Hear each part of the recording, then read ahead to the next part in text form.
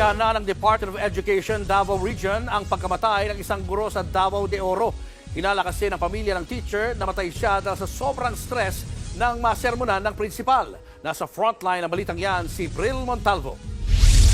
Labis ang hinagpis ng pamilya Buldo sa pagpanaw ng ilaw ng kanilang tahanan na si Marjorie, isang guro sa Pantukan, Davao de Oro.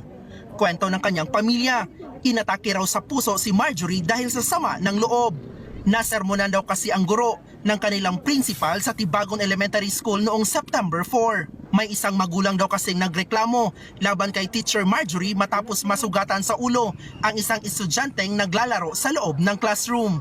Agad nagsumbong ang magulang ng estudyante sa principal, kaya napagalitan si Teacher Marjorie. Sa isang screenshot ng chat ni Marjorie sa kanyang principal, inilabas niya ang kanyang dinadamdam sa nangyari. Masakit daw sa loob ang paninermo ng principal. Umiiyak daw si Teacher Marjorie kapag naaalala niya ang ginawa ng principal at sumisikip ang kanyang dibdib.